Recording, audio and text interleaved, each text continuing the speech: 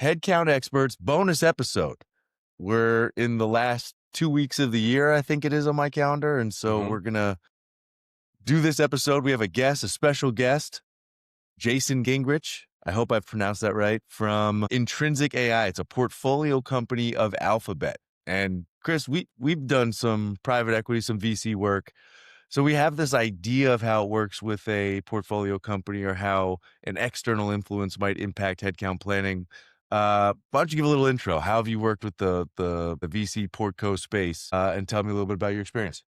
Yeah, so I think I've worked with a couple of portfolio companies and actually PE firms that are setting up new companies as well. So not necessarily on the kind of M&A side, but actually on building companies. And I think both of those approaches have been somewhat similar in that there is kind of a very clear kind of cost driver to what's being achieved. I think unlike working with a seed stage where you've got this kind of like growth path ahead of you and yeah, it's important to kind of watch costs, but the potential upside is huge, and the downside is you got a business if you don't hit those numbers.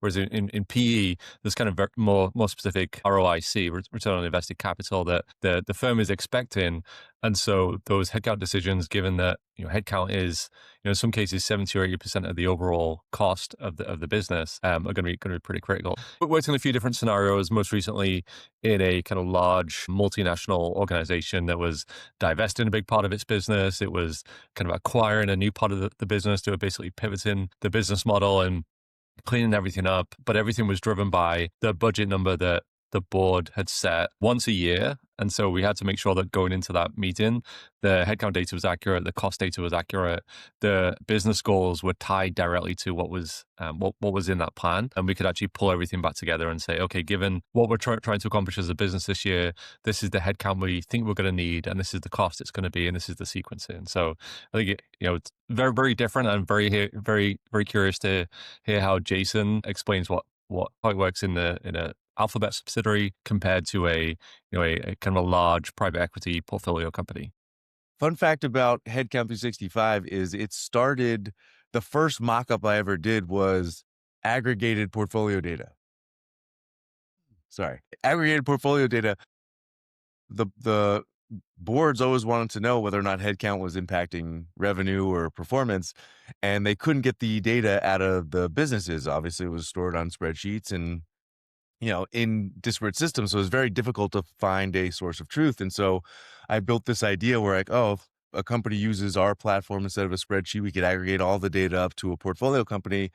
Never materialized because the VC firms that I had, they didn't have enough ownership to go like drive that through. So it was just like, that was the way we started. It was like the first concept, kind of shut down by the idea that, maybe if I had a PE relationship, I would have developed something different. But nonetheless, my experience before Headcount 360, advising VC firms to optimize the headcount process and see a return on that investment. And so we would go to get deployed into the recruiting or finance part of the organization and say, here's how headcount is performing, and this is what you could expect from it if you change or make edits to what it is that you're trying to do. And so some of those actions would help a bigger venture capital firm deploy external recruiting resources. Like sometimes they have their own recruiting team. They'll help you do exec search or high volume searches if you could predict it.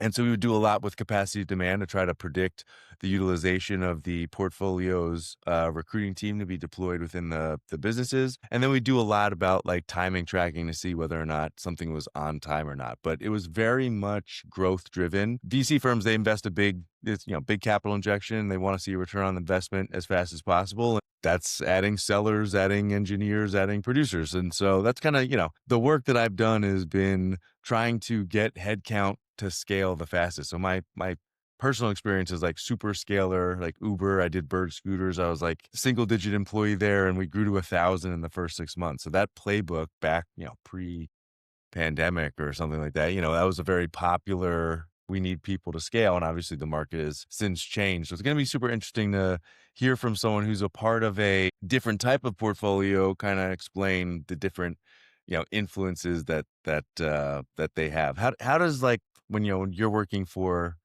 these venture firms, like, how do they measure your success? What are they looking at from someone like yourself? And I actually just saw Jason pop in, so maybe we'll save that one and let him Mhm. in. But ladies and gentlemen, 7 a.m. here on the West Coast. Jason's nice enough to grace us with his presence. Let's let him in the room, do a quick introduction, and get to this bonus episode of the Headcount Experts. Hello. Jason, welcome. How are you both doing? We're doing good. We have a good audio test for you. Everything's working. Video's working. Love to see it. It'll auto center. You look sharp. There we go. 7 in the morning. 7 in the morning, looking sharp. Yeah, the background, that is a live view of Los Angeles' sunrise. Ooh. So you'll be able to see the change from morning to day. Yeah, But we're still dark in San Francisco, so we'll see.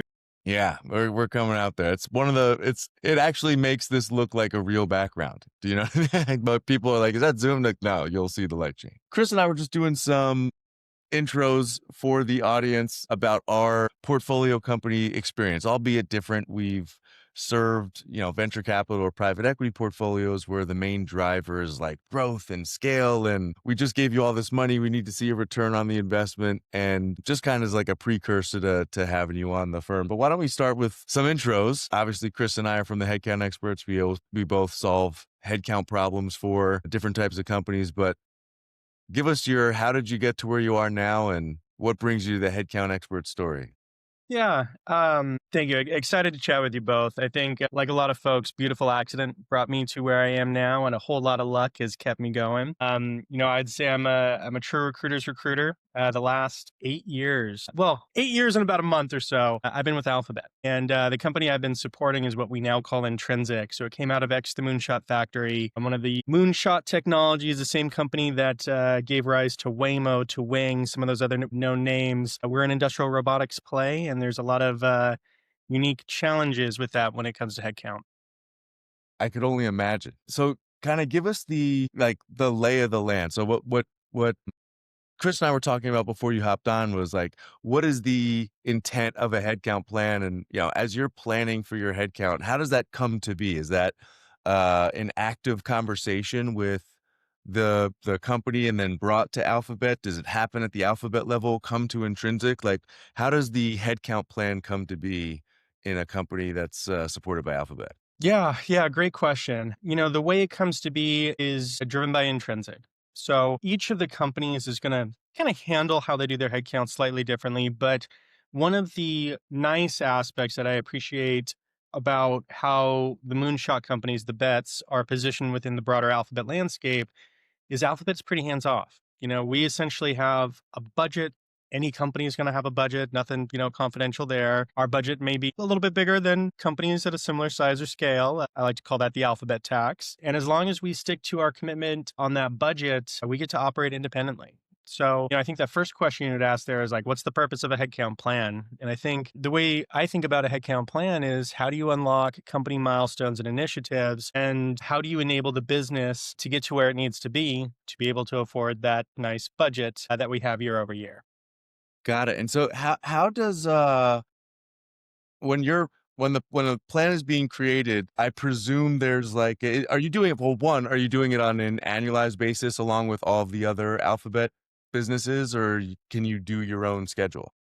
Yeah, great question. I think normally it's at an annualized basis. I think there's, a typical period where finance across all of Alphabet is planning for the subsequent year. We also align with comp planning at Alphabet as well. So, when you think about year over year comp increases, performance management, there is sort of a set schedule there within Alphabet, and we do align to that schedule largely because it makes life a lot easier for us. So we don't have to do that 100% independently. Then, you may come across years that are unusual where your funding or your inflows might not be fully tied to Alphabet. They may be tied to other things. And in those years, headcount is going to be planned on I'd say, again, in general, normal year, late Q3, early Q4 is when that process lives in. It never really ends. Things change throughout the year, but that's sort of the goalpost of when you want it to be done enough. Got it. I know Chris is going to want to dive in on the comp stuff. I have just one quick question before I let him go nuts on that. It's like when I was at Bird, obviously that was not a portfolio company. We had, we built a comp plan that was a mix of cash and equity, and we changed it to different fundraisers as the equity valuation changed. It was like we would remix the equity and kind of reassociate our comp schedule based on what we thought was appropriate for the different either valuation or scale ahead of us, the equity pool. Is that standardized when you work at an Alphabet company? Do you follow like a similar comp path as if you're like a subsidiary of all of Alphabet, or do you have this flexibility on cash equity mix?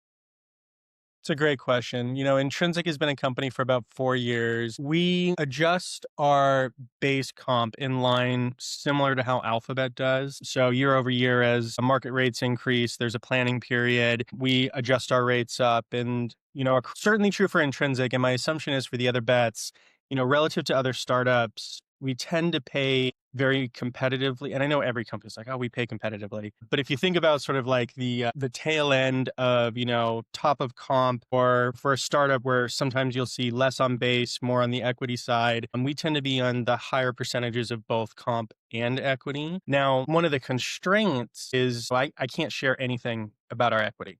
Literally nothing. I just say, here's a number. So it's a little bit of a double-edged sword there where you're like, look, I can't give you a number. I can't tell you anything about it. So a negotiation on equity feels a little bit like a moot point. I ask folks literally to take a leap of faith. Is what I did for the first number of years here, to just, trust us here. And it makes that part of the conversation very easy. But the other side of that sword is, when you're competing against companies where equity is liquid, or even if you're competing against startups that say, hey, here's your strike price, here's your percentage of ownership, here's the valuation of the company, those folks have a lot more data to work off of as they're making that decision. So the risk reward ratio is a little imbalanced when we're competing with other companies, but it's a fun challenge nonetheless. Probably impacting conversion rates down the funnel of and the like. You'd be surprised. I thought over the years that, not being able to share much about the equity would have a big impact on our close rates. But what our team tends to do, and I know now we're getting into like recruiting tactics and whatnot, Yeah. but we're just incredibly transparent about that from the first touch point. And it acts as a great filter mechanism before a hiring manager even gets excited about folks. For most years, we're at like a 90% close rate. Of course, we have a year or two here or there, layoffs, things going on in the world where that's impacted. But for the most part, people are willing to take that leap of faith. Got it. Chris, dive in here. Like when you're hearing him talk about the ways the headcount's coming to fruition, I know your mind's going crazy on like, what are the dependencies or how do you work around the constraints? So Chris and I did this episode last week about getting to this flow state of recruiting. And I have to understand that it changes, like the dynamics change. What's going on in your mind, Chris, about what Jason's talking about? Yeah, I'm actually very curious. Before you jumped on, Jason, we were talking about like what is the difference between kind of VC backed, PE backed, and then where you say, which is kind of a little bit of both. And we're trying to figure out, okay, what is easier and what is harder in that situation. And it sounds like you actually are able to align a lot with what Alphabet is doing from a talent standpoint. So the way I kind of envision that is it's almost like a PE talent partner who's also doing the work for you, more so than just advising.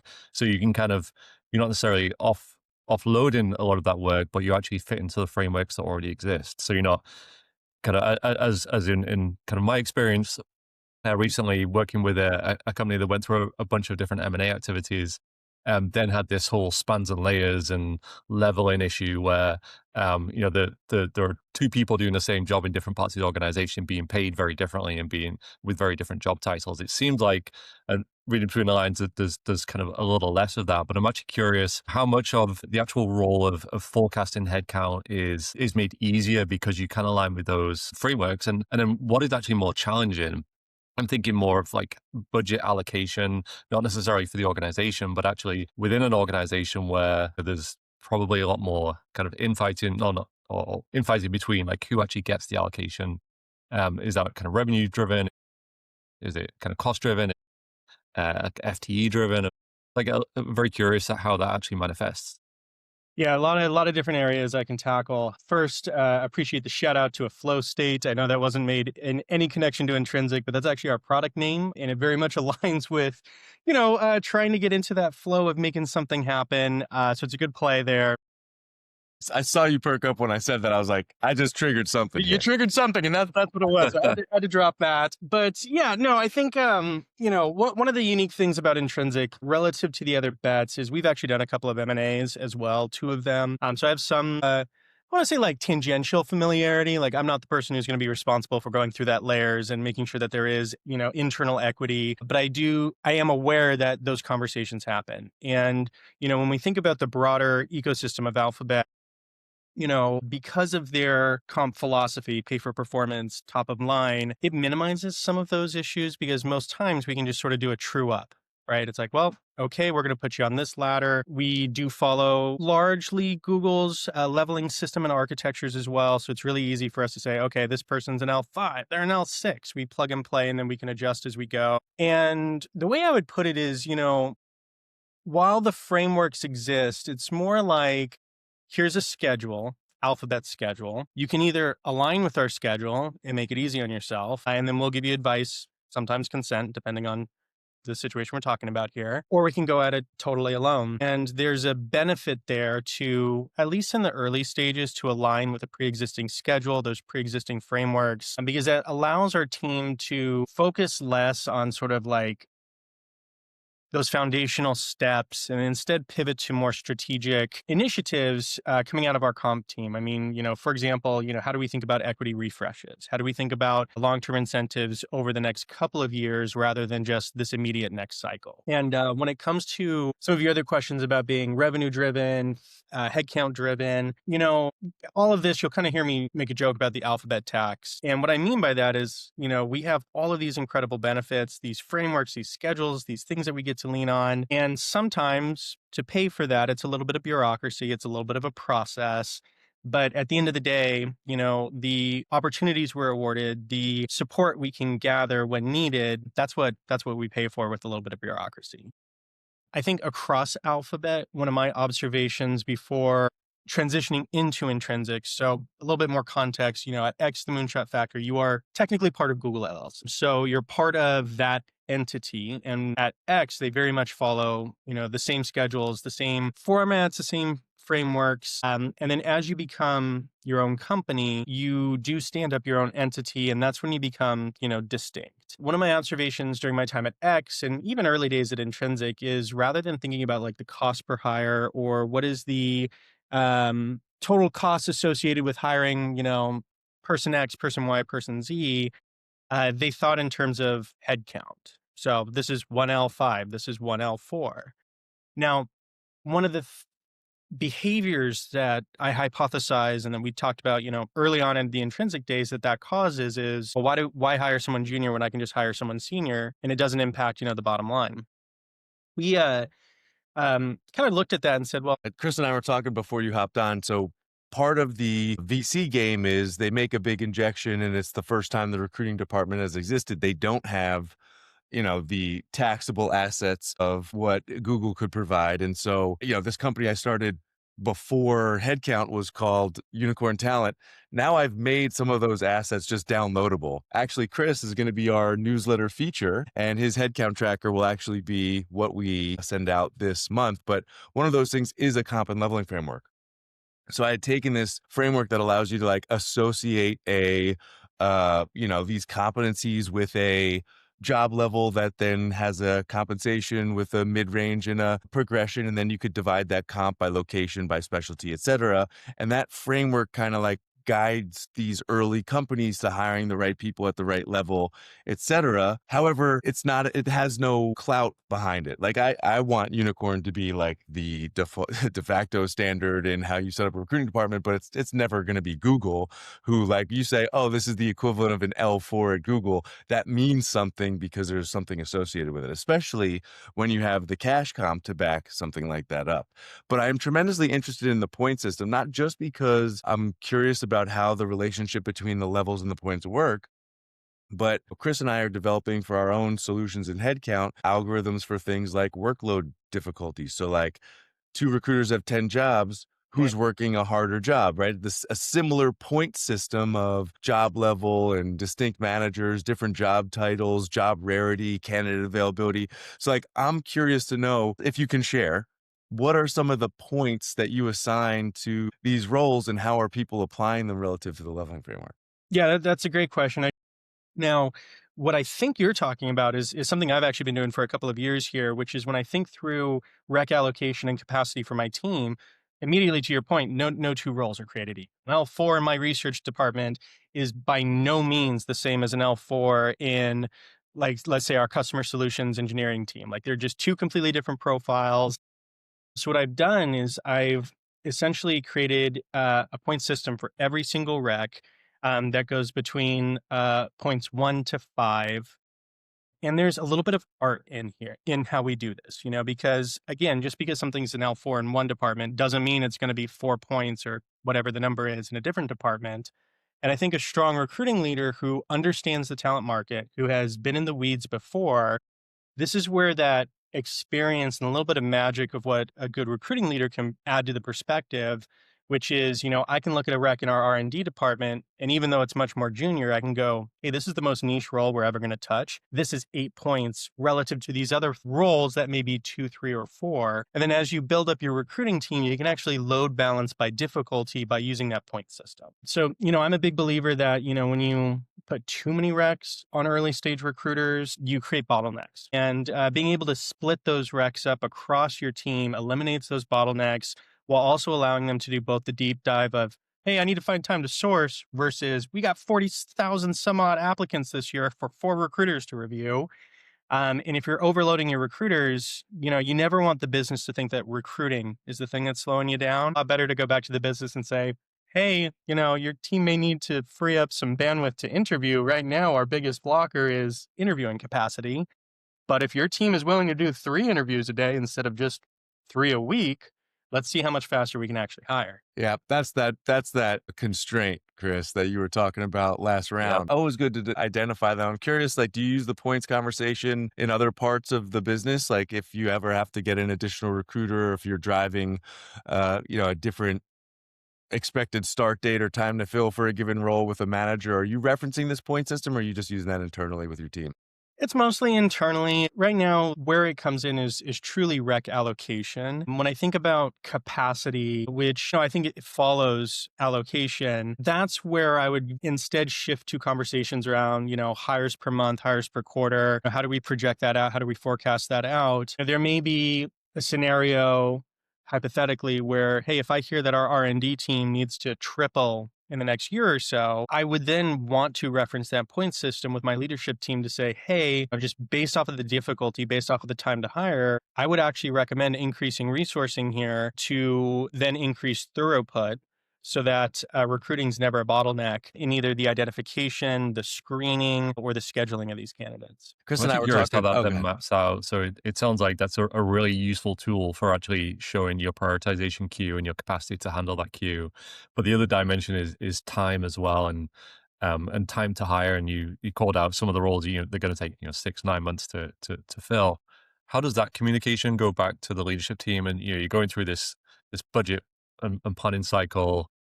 You're using kind of points to figure out how big your team needs to be in order to deliver against the goals. But the other part of the equation is, okay, well, we need these people in this role by this date in order to hit these milestones within the business. Like what is the kind of the methodology there that you're using? Yeah, great question. So there's 5 different metrics. I think 5. We'll check this as we do it live. We're doing it live. So I think there's 5 different metrics I look at, 2 of which I don't know like how common these are outside of Jason's brain, but they would be first fill and time to identify, time to hire, time to fill, time to start. So the last 3, those are like your basics. Everybody does time to fill, time to hire, time to start. First fill, the way I define that is this the first time we're filling this role profile? First time we're filling this role profile in this location, or is it the first time we're filling this role profile in this location at this seniority? And the reason why I use this metric is it allows me to slice the data in such a way where I can say, great, leadership team, for recs that we're familiar with, we close those on average 2 weeks faster than recs that we've never seen before as a company. So let's keep that in mind as we're going through our headcount planning. Time to identify. throughout the last 7 years or so, no matter what our time to hire, time to fill, time to start is, our time to identify has been roughly 30, 31, 32 days or so. And you can leverage that because there's a natural cycle to recruiting, right? You open a rec, you get a ton of inbound, you start screening folks. And if you're looking at that time to identify number, when you're in a scenario where you're concerned about bandwidth or capacity for your recruiting team, you can split those recs up against that natural sort of cycle where instead of you release 60 recs day one, maybe you release 20 recs day one, another 20 day 31, and then the final 20 on day 61.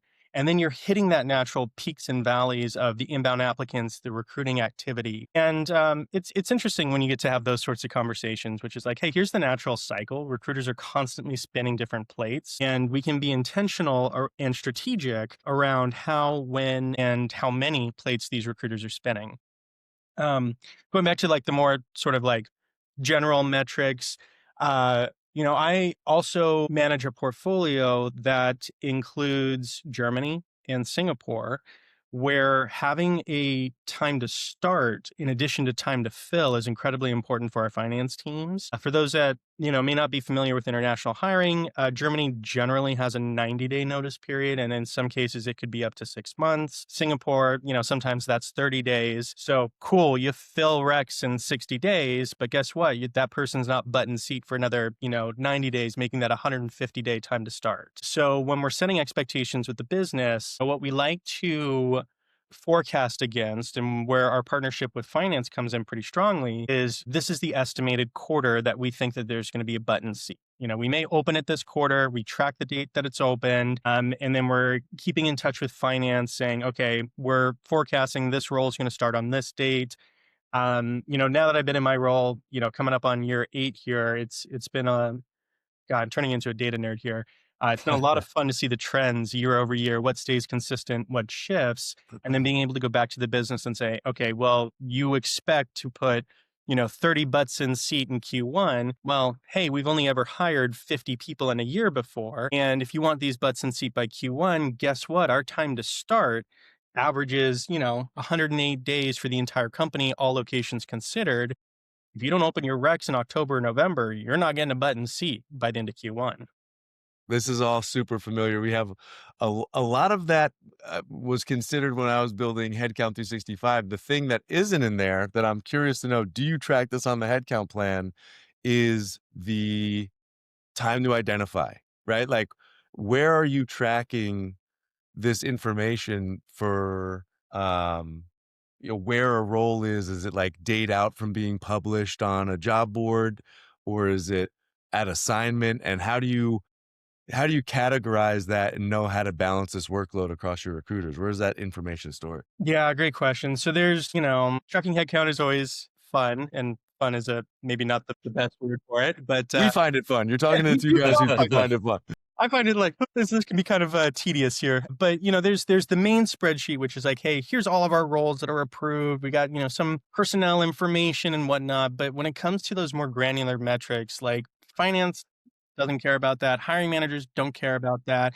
We don't want to surface the stuff that the business doesn't care about in a spreadsheet that tracks our headcount allocation that the business is looking at. And so these are my special dashboards. These are my special metrics, and they're just hand built. And the way that I leverage that is really my back pocket card, which is, hey, if I'm getting asked to do something that I don't think we can commit to or I don't think we can deliver on, that's when I start pulling out these metrics and I say, hey, Kay, let's take a step back.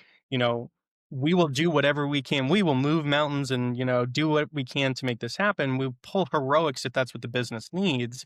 At the same time, if you're asking my team to pull heroics, here's what the data tells me. And, in a scenario where you have the choice between pulling heroics or kind of pushing back on the business with data, I tend to recommend you push back on the business with data. At the same time, sometimes you're held accountable to goals, even if you don't think that the data you have today allows you to hit it. And I think, especially when we think about recruiters' capacity, I think capacity is constrained by the number of roles you even assign to a recruiter in a given year. And I think for a lot of teams, maybe this is an assumption. What I can say for myself is over the last couple of years, particularly since the pandemic, things have been changing so frequently. Headcount plans need to be revisited. There's a lot of start stops. And I know as I think about rec allocation across my team, one of the things that's top of mind for me is how much can I actually stretch this team? I have an assumption based off of all of our hiring data, but in the back of my mind, I go, well, yeah, but we were only hiring X amount of roles anyways. What would it look like if we were hiring more? What would it look like if we truly tried to stretch the capacity here? And that's when time to identify comes in handy. That's when those other metrics of time to start, time to hire, time to fill, identifying the bottlenecks help inform those conversations back with the business. And time to identify, just for those listening, is like the date it's published to the date like a candidate gets accepted by the hiring manager or goes to on-site. What is the Yeah, great question. So one of the commitments I've made with the business is nothing before rec open matters. It doesn't count. I know Mrs. or Mr. Hiring Manager, the moment you hear a rec is approved, that's when your clock starts. Guess what? I can't track that. So it's in your best interest, Mrs. or Mr. Hiring Manager, to give me a job description yesterday so we can get this posted. So that way your internal clock starts the same date as my clock, which is rec open. So all of our metrics are rec open until whatever that next milestone is. Time to identify is rec open through the period in which the candidate enters the process. Sometimes that's the application date. Sometimes that's, hey, recruiter went out on LinkedIn somewhere else and found the person, but it's essentially the first touch point where the candidate enters the system. Got it. Awesome. I love learning something new. I mean, this is a different perspective or an enhanced perspective on balancing rec load across recruiters. And I think to your point, it might be trying to get the last of, you might not have enough for another recruiter. So you're, enough recs to hire another recruiter. So you're looking at ways to distribute and redistribute the workload to, still hit those capacity numbers for your team. That's an impressive deep dive. And I like that a lot. Especially when you're dealing with engineers, researchers, finance folks, like you got to have the data to back up what your opinion is. And the worst thing you can do is go into one of those conversations with fluff or assumptions. The data's all there. You just have to dig through. You just have to analyze it. You just have to structure it in such a way where you can pull out these insights when you need to. Agreed. I think your point that you made kind of echoes a lot of what we've discussed. This is, I think, episode 9 now, and pretty much every session we've talked about the importance of having the data beforehand. And I think your point of you can go in with data and push back on the business, or you can do heroics. And I would argue if you don't have the data, you're forced to do the heroics, and that's where things get very tricky. And midway through the year, you're trying to explain to people why the run rate is behind expectation. So I think that's a good point to highlight for anyone listening that is maybe a little less comfortable with the data and doesn't have these metrics to hand, just to make sure they get them ready to go. So important. And the other thing I try and, when I meet with other TA leaders, you got to share, you got to give back because, you can pick up something from every conversation. I think accountability is bidirectional. The business loves to hold recruiting accountable to certain things, but then how many times are we repurposing headcount? How many times are we stopping? We started to track that. And in 1 year, I think it's like, hey, well, how come we didn't hit our end of year hiring goal? It's like, well, we repurposed 40% of our roles throughout the course of the year. And guess what? All of that happened and landed in Q3, the end of Q3. And if you're expecting us to fill something that was opened on, October 31st for our research org before the end of the year, including a 90-day start period, guess what? That's not going to happen. Yeah, never mind if it's in Germany or Singapore. Exactly. What's a pet? Will you have a pet peeve of this process or a frustration with the under the Alphabet umbrella? Not, to talk trash or anything, but is there a restraint you feel like you could do more if they would just release the chains of, I don't know how to finish that sentence, but you get what I'm saying. Release me. Yeah. No, I think, look, I've spent more than half my career here at Alphabet at this point, a couple of startups beforehand. I would say, what I was exposed to in startup land was not informative enough to tell me how different things are at Alphabet. So I see a lot of the good.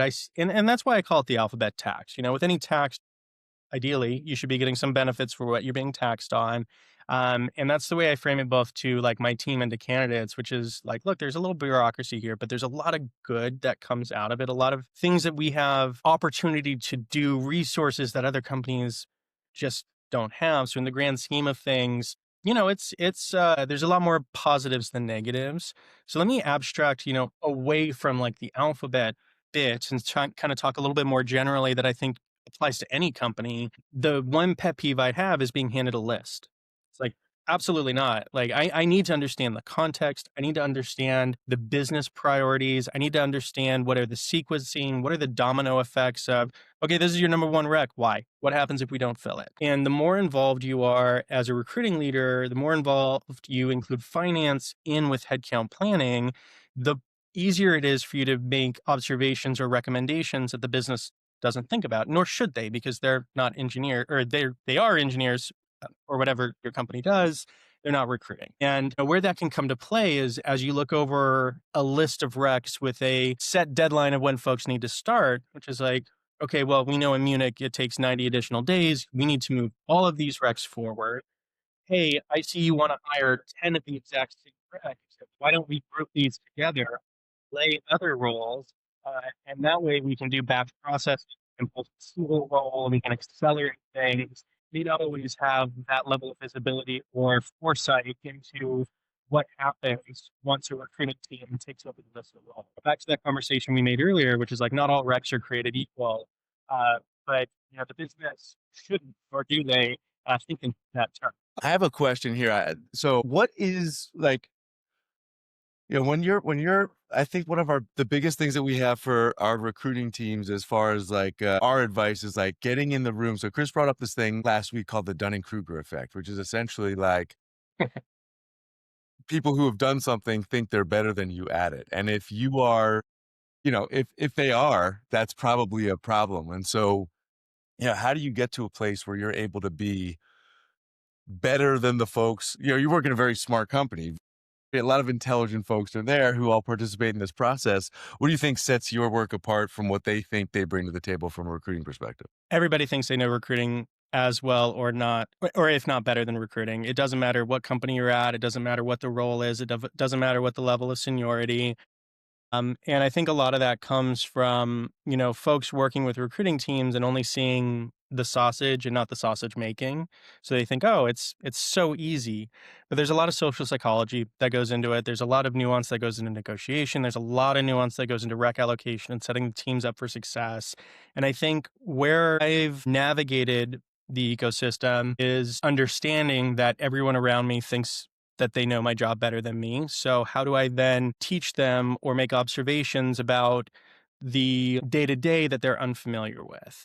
I've also, personally, and, this is my Jason hat, not, a leader of any company or from Alphabet or anything like that. If I'm not the stupidest person in the room, then like I'm clearly in the wrong room. So, when I talk about social psychology, you can also play to egos a little bit.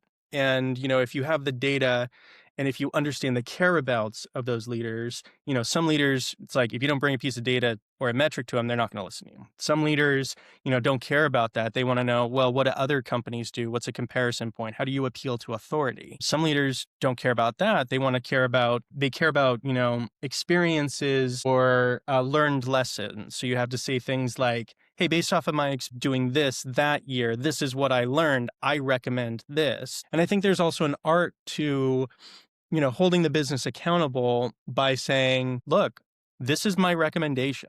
You don't have to follow it. Here's what I think is going to happen. We could do it your way. And maybe you don't say it that directly, but you make it very clear that it's like, I don't recommend this. I don't recommend this for this reason. And here's how we would approach it if we were to go a different way. But here's the path we would take if we did it the way I recommend. The leaders also hate it when you say, I told you so 12 months later, when the thing that they were trying to avoid actually happens. You never say, I told you so. You just present the data and the insights and you let them kind of come to that conclusion themselves. That rarely goes well. Actually, kind of just digging into that a little bit more with a very kind of tactical example, you had mentioned how you'd passed out the kind of time to fill within your team and then time to start that you communicate to the finance team.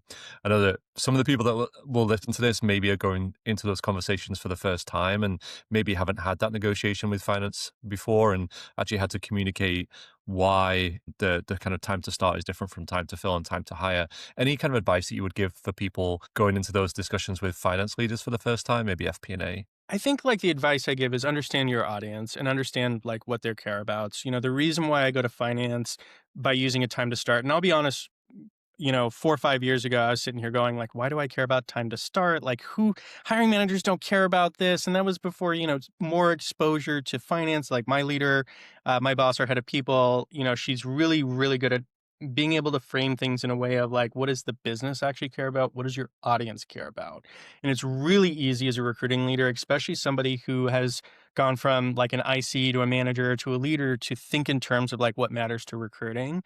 You got to check yourself and take that step back and recognize like what is important to the audience we care about. For finance, I want to say bean counters, but that might be a little mean. Nothing mean there, but what finance cares about is like when does spend hit the books? When is it going to hit payroll? They don't care how quickly a candidate moves through a process. They don't care, how quickly a rec is filled. They care about like when is it going to hit payroll? When is the benefit? When is the associated cost going to hit the books? So going to finance with what they care about lends itself well for those conversations. I know you're asking about finance leaders and FP&A leaders and whatnot, but when I speak to a hiring manager, that's when I use, time to fill. For EMEA and Singapore, that's when I'll supplement with time to start. And then for a recruiting team, that's when I look at time to hire as like, how can we make our process more efficient? Where are the bottlenecks? And how do I hold my recruiting team accountable to the goals or the commitments that we've made with the business?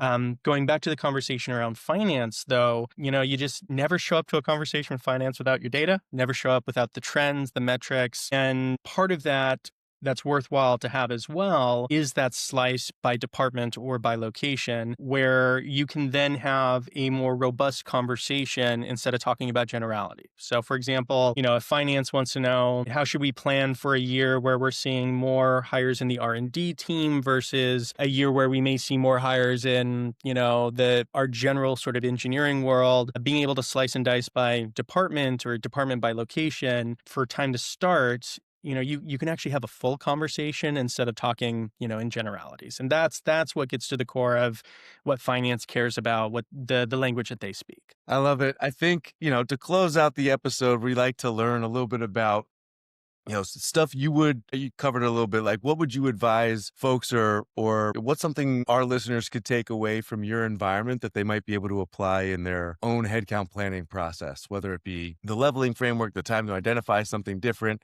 Like what would you take if you had to go work at another company today that wasn't a part of Alphabet? What would you take to the next company and why is that so important to you? I'm going to answer this in sort of maybe a different way than you're expecting, but then I'll sort of pull it all together. I think the first thing for a recruiting leader or an HR leader that's going through this process, delegate as much to your team as possible. Delegate anything that doesn't have to do with planning away during the period of planning. I know this sounds kind of silly to say, but preparing for these conversations is a lot of mental energy. It's a lot of digging through the data, and it's a lot of preparing for objections or counterpoints. I mean, you got to kind of push everything else that's not a P0 away during this time period. So you can then show up to those conversations, not just with the data, but planning for what you think these orgs are going to say to that data and kind of planning ahead for the objections or the opinions that they may have. And the best way to do that is really to slow down, get outside of executor operator mode and kind of put that hat on where you're taking a step back and looking at it through the lens of different departments, different leaders, and you really have to understand your audience. What your hiring manager cares about is very different than the head of their department, which is very different than your executive suite. And if you don't slow down, if you don't take that step back to speak to your audience, your arguments, your opinions, your approach isn't going to land as well as it could. And, you can slice and dice it a million different ways. You can create a point system. You can create a system that's based off of business priority. You can do it based off of location. But at the end of the day, unless you understand how to defend the choice, unless you have the data which you can use in these conversations, and unless you speak to your audience in the way that speaks to what they care about, none of that stuff really matters. At the end of the day, they're going to hold you accountable to whatever you commit to. And your commitments need to be backed in such a way that not only you feel confident in the fact that you can actually deliver, but without the data, you can't get there. And if you're wearing too many hats all at once, like I know a lot of, early stage talent leaders invariably end up doing, you're just not setting yourself up for success. So push it away, trust your team, say no to stuff, and give yourself the mental bandwidth and clarity to be able to have these conversations. Yeah. Town leader context switching is a real thing. You just do a lot of it. And it's one of those, I think we all get it as people in the space, but to come off like an R&D expert to then go into G&A and then walk into finance, do the planning, do the recruiting, relate to the candidates, relate to the hire. It's just a lot to navigate. So I empathize with the amount of context switching that's happening in any given TA work. Chris, what else? Anything more before we let him get back to the day job, or at least the hour before the day job starts? Thank you for joining so early. I think that was very insightful. Actually, really enjoyed the conversation. I think if there's one key takeaway from me, it's bring the data, or you'll be forced into heroics. Because for my key takeaway, and I might even post that on LinkedIn at some point in the next week. It's a good soundbite. All right. Well, it's holiday season. It's headcount season. We're all very busy. I really appreciate you spending this amount of time with us just to talk through your experience. I think it's super interesting to learn from these different types of companies and the ways that they plan. And so there's no surprise as to why you're successful, why you've been there for 8 years. Awesome to talk. Glad I learned something new. And this will be out, the week of Christmas. Anyone looking to kill some time during the holiday season, tune in, learn more. Thanks for joining us for another episode of the Headcount Experts.